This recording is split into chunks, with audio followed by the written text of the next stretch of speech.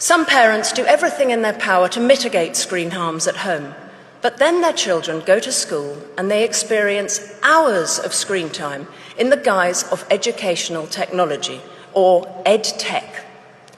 Whether that's in the form of iPads and Alexa voice assistants for nursery school children, learning systems like PowerSchool in primary school, or Google Classroom on secondary school devices, who has proven that this deluge of screen education is what's best for our children?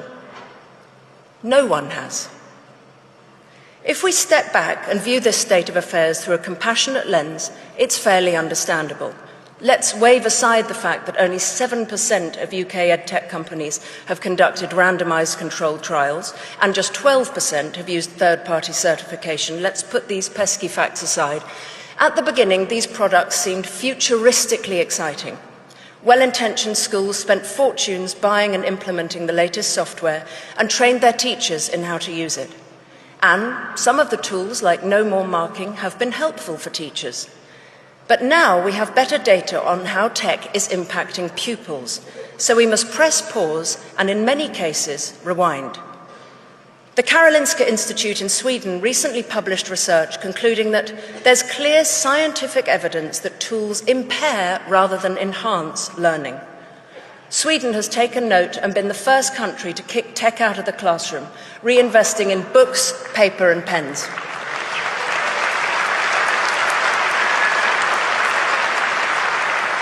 They had the courage to admit that EdTech was a failed experiment.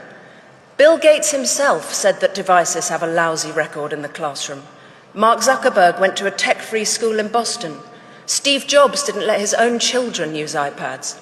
UNESCO says moderation should be the key word relating to classroom tech use. The OECD found that most EdTech has not delivered the academic benefits once promised, and that students who use computers very frequently at school do a lot worse in most learning outcomes. Global test scores in maths, science and reading are plummeting. I've personally spoken to teachers in British state schools who've acknowledged that classroom tech has hampered the progress of many of their pupils, and the huge boom in tutoring among private school children points to the fact that they're not learning well in school either. So why are we getting so overexcited about EdTech here in Britain? Why are we outsourcing executive function skills to a computer? Why are we allowing exam boards to take every subject online by 2030? All the emerging research generate a pulling up of the drawbridge rather than the open-armed embrace that we're seeing.